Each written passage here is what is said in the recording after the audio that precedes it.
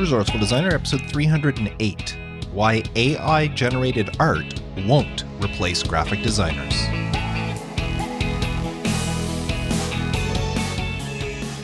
Welcome to the Resourceful Designer Podcast, offering solutions to streamline your graphic and web design business so you can get back to designing.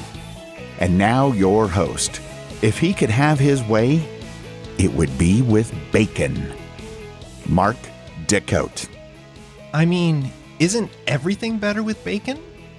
Now, my apologies if you're vegan or vegetarian, but yum. Anyway, in this week's episode, I want to share my take on AI-generated art. And although I'm no expert on the subject, I'll tell you why I believe our jobs as designers are safe from artificial intelligence. Before I get to that, you know what isn't artificial? The products you get from Sticker Mule. That's what. When you order something from Sticker Mule, you're guaranteed to receive a top quality item, whether it's a sticker or one of their other customizable products such as labels, buttons, coasters, keychains, t-shirts, or packaging. Yes, packaging.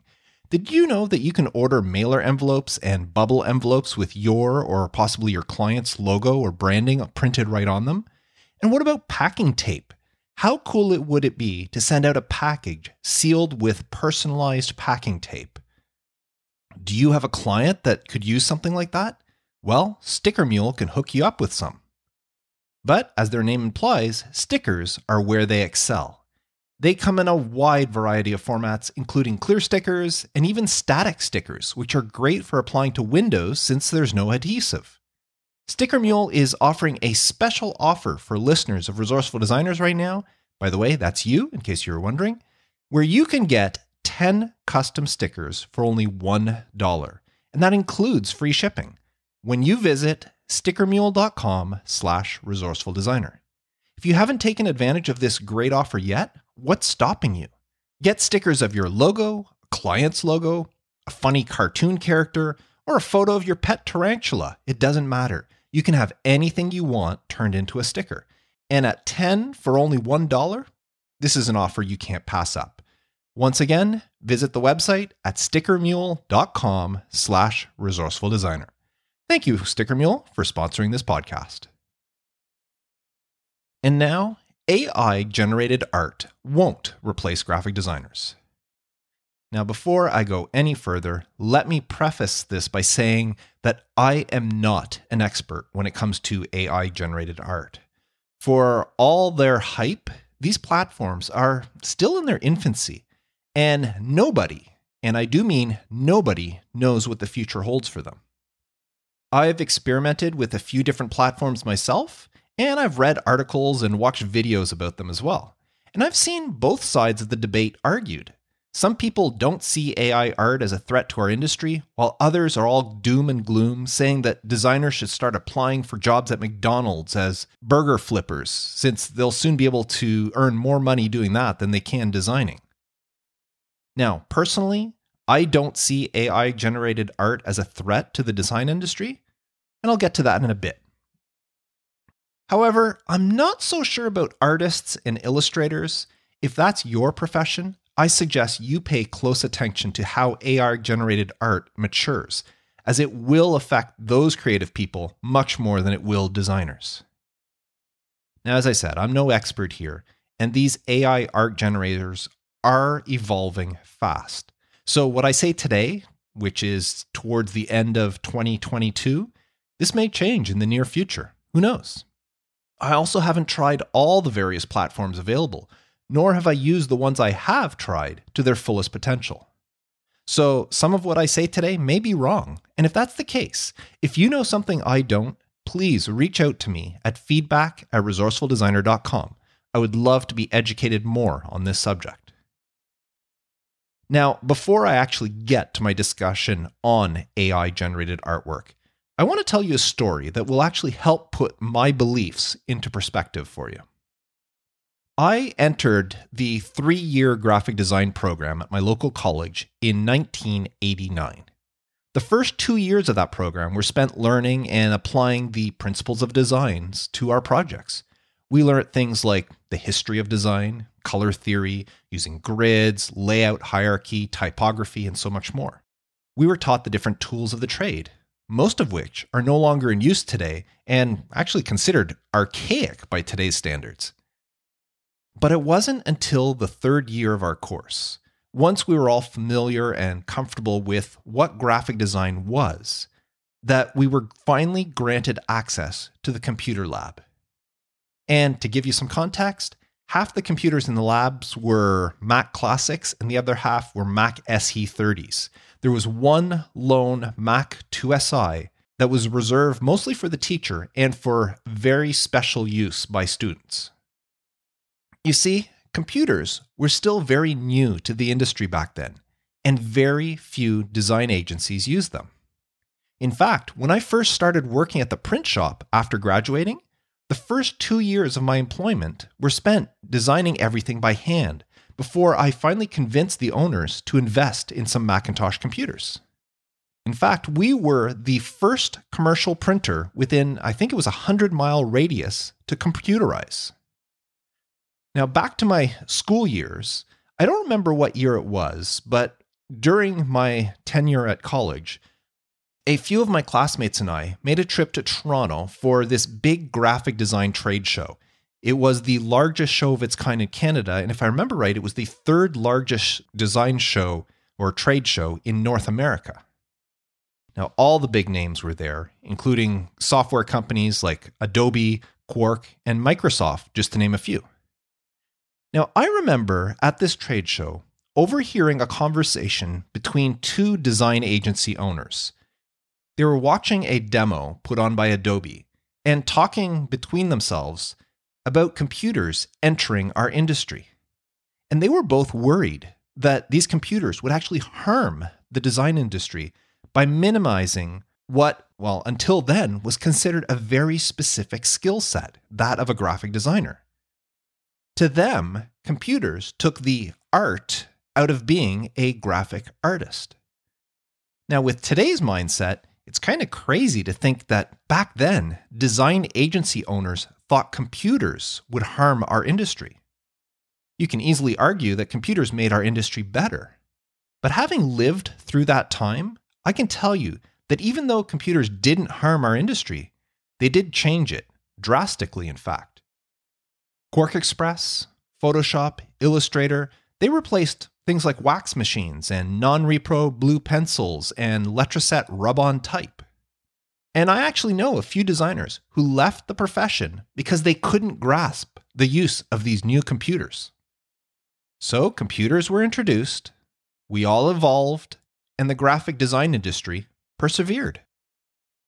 Now fast forward a few years, and now personal computers are becoming more and more popular, with Windows-based machines outselling Apple. And Microsoft puts out a little program called Microsoft Publisher. Oh, I can imagine the groan from my fellow old-timers at the mention of Publisher. But regardless of how clunky that software was, what Microsoft did was introduce an affordable means for anyone with a computer to, quote-unquote, design their own material. You see, Quark and the Adobe softwares cost thousands of dollars, which wasn't feasible for most people. But Microsoft made Publisher very affordable. And what do you think happened? Well, the graphic design industry started to panic. With quote-unquote design software now available to the masses, designers would lose their job. But you know what? Microsoft Publisher was introduced. People changed their way of thinking about design. And yet, the graphic design industry persevered. Now, somewhere around that same time, there was this new fad emerging. It was something called the World Wide Web. And businesses started embracing the idea of having a website, a way for people to find them over this internet thing. Now, the original websites that were created were all done by computer programmers. They were very functional, but lacked any design aesthetics. And graphic designers worldwide took notice and realized an opportunity to apply our skills to something other than paper.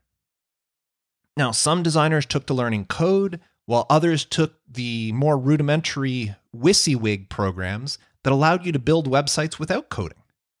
A whole new side of the design industry was created, and things were going well. And then this little thing called WordPress came out that was somewhat easy to use and allowed you to install templates that they called themes. Well, designers were once again in a panic. If someone could build a website on a pre-built theme, there would no longer be a need for our design skills. I remember I was actually one of them that thought that way at the time. WordPress was going to kill the web design industry. But you know what? WordPress stuck around. Designers, myself included, we evolved and changed our view of the platform, and the graphic design industry persevered. In fact, I'd say the majority of web designers these days design exclusively on WordPress. Fast forward another few years. Are you ready for another groaner? 99 Designs was introduced to the world. For a small fee, clients could submit a brief to the platform, and multiple designers from around the world would compete by submitting their designs and hoping that the client chose theirs. The chosen designer would win the contest and be paid for their work. The other designers, they received nothing. Now, 99 Designs was all the talk back then.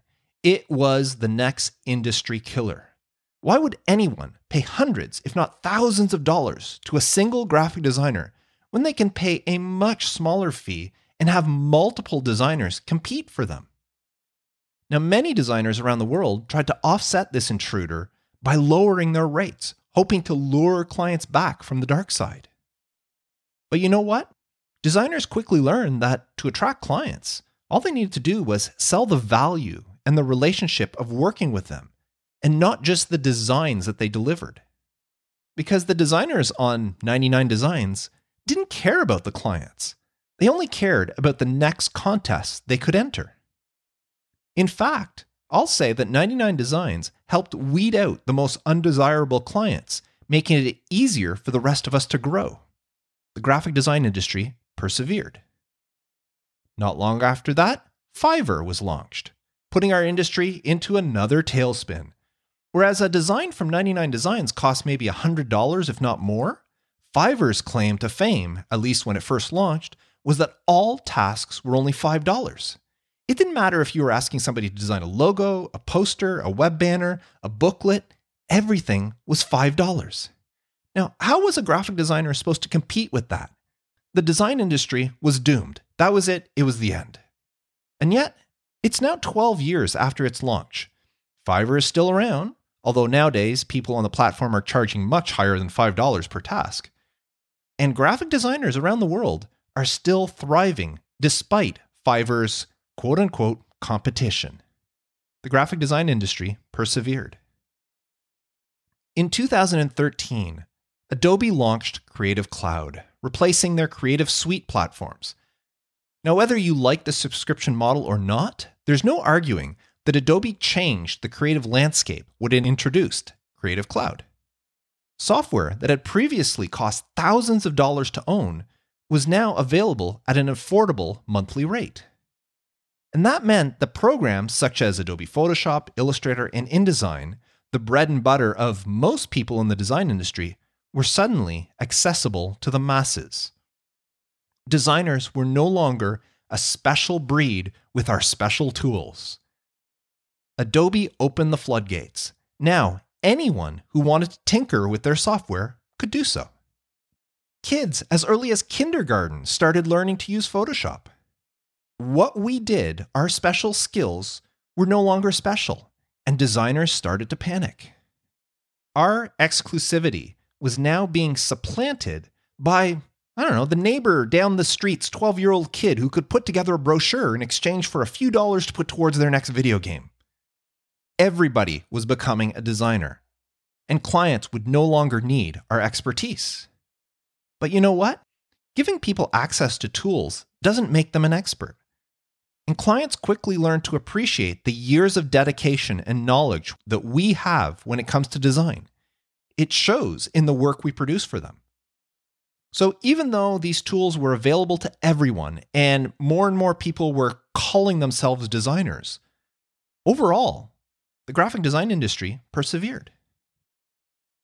Now, a couple years later, Canva emerged. It was thought as yet another graphic design killer. Canva not only made it easy to create beautifully designed materials, but you can use it for free if you didn't want to pay for their premium offerings, and you can do a lot with their free plan. And anytime you saw a social media post or maybe a forum post or anywhere where someone asks about hiring a graphic designer, you would be pretty hard-pressed not to find at least one comment suggesting that they do it themselves in Canva. Why pay a designer when you can do it for free yourself? So did Canva steal potential clients from designers? Yes, it did. I'm sure of it. But did it kill our industry? Far from it. In fact, I'll argue that Canva made clients appreciate us more. I've had numerous clients hire me over the years after dabbling in Canva and realizing that their creations lack that professional touch that only a designer can bring. So even Canva, the closest thing so far to a design industry killer, hasn't really made that much of a dent on what we do. We still persevere. By the way, just a quick note, Canva just recently announced their own incorporation of AI art generator. Curious to see how that works out. But it seems it's never ending. Seems like every few years, something comes out that puts designers in a panic, worried about their jobs. Do these things affect some designers? Yes, I'm sure they do. Just like everything else, there will be some people affected. But none of these things have made a big enough impact on our industry, or at least not in a way that the naysayers believed that they would. You can almost argue that some of these things have made our industry better. Can you imagine what it would be like if computers were never introduced, or WordPress? And I'm sure that many freelancers out there couldn't afford thousands of dollars for Adobe software if they hadn't switched to a subscription model. This kind of thinking dates all the way back to when Gutenberg invented the very first printing press. I'm sure that calligraphers back then panicked at this new invention and how it would ruin their industry. But graphic design perseveres. The only people it ruins are those unwilling to evolve with the times. Okay, now back to AI-generated art. And by this point, you probably know where I'm going with this. This new invention may seem like an industry killer, but only if you allow it to affect you. I see artificial intelligence as another opportunity for our industry to evolve. It's up to us to embrace these tools as just that, tools. I already see designers putting these things to use. Katie, a Resourceful Designer community member, recently shared how she needed an abstract pattern for a background of a design she was creating. And instead of searching for one or creating one herself, she turned to AI. She told it what she wanted and it produced something that was usable for her. She also used it as inspiration for an annual report cover design. She asked it to produce a report cover design using blue and yellow triangles. It gave her a few different options that she then used as inspiration to create something herself. And these are just a couple of examples of how you can use AI-generated art to improve your work. As for creating full designs using AI, I think the technology is still a long way off. And no matter how good it gets, it'll never be able to replicate the emotions that we designers bring to a project or the empathy we feel towards our clients. I like to meet every client I work with. If I can't meet them face to face, I insist we at least get on a video call. Now, I do this because I want to get to know the client. I want to see their personality.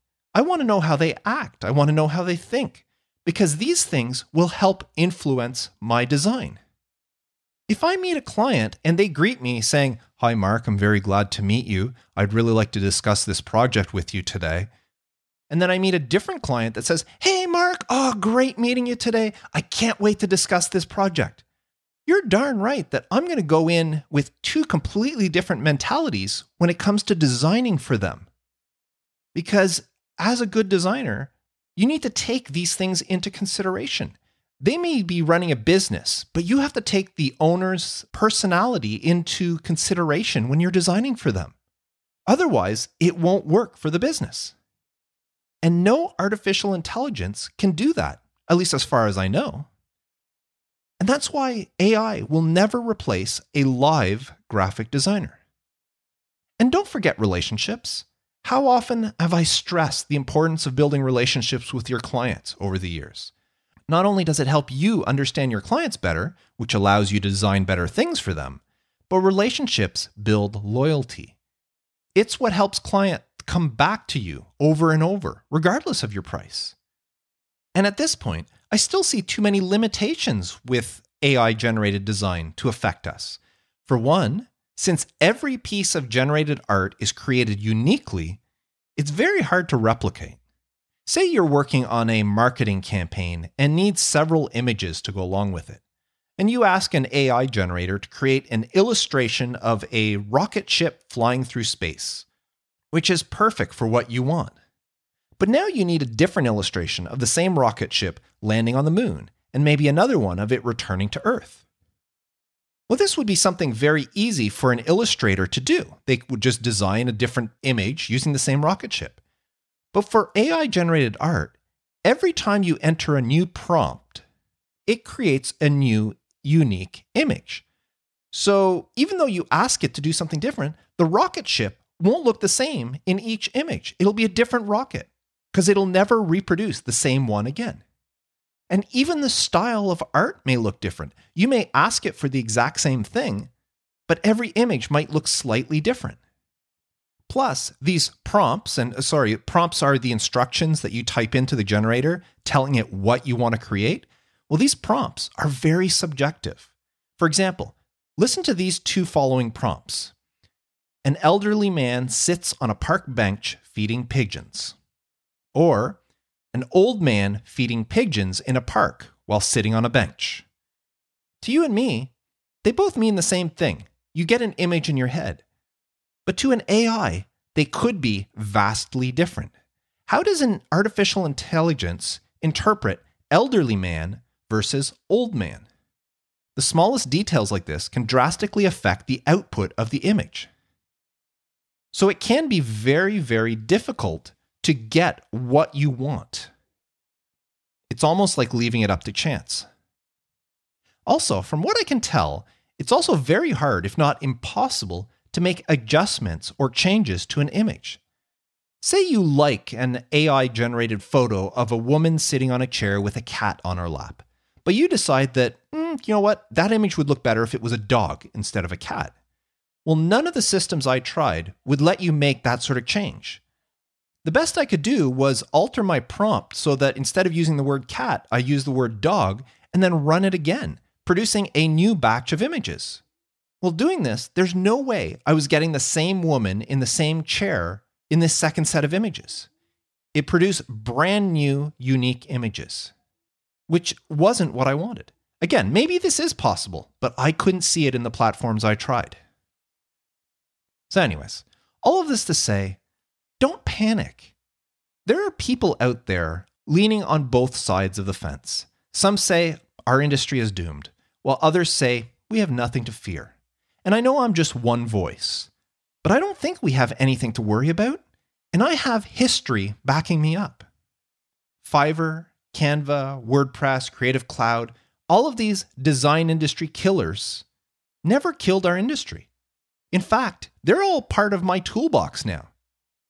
Instead of taking work away from me, all these things now allow me to do better work, and they let me do it more efficiently. And I see AI-generated art as no different than any of these other industry killers. I plan on embracing it and using it in any way I can, just like Katie from the Resourceful Designer community has already started using. It will only affect you if you let it. And don't forget, no matter what new thing comes out, there will always be clients who appreciate what a good designer can do for them. So why don't you be that designer? That's how you beat an industry killer. And that's what I wanted to talk about today. Now, as I said, I'm no expert when it comes to AI design. I tested a few platforms of the many out there, and I didn't go very in-depth in any of them. So if I made a mistake, or if there's something that you know that I don't, please reach out to me, feedback@resourcefuldesigner.com. I would love to be educated more on the subject. But regardless, at this point, I hold fast. I think if you learn to embrace AI technology, it could only benefit your business. Anyways, now before I go, I just want to thank Sticker Mule one more time. I do appreciate their sponsoring this episode.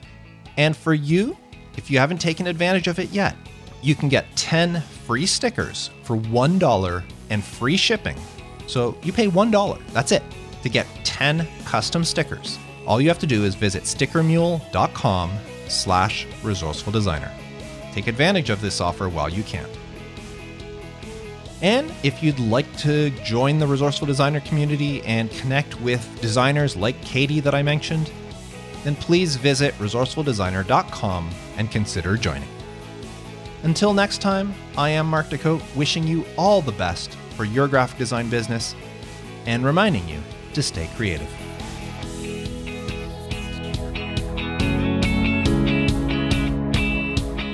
Thanks for listening to the Resourceful Designer Podcast at resourcefuldesigner.com.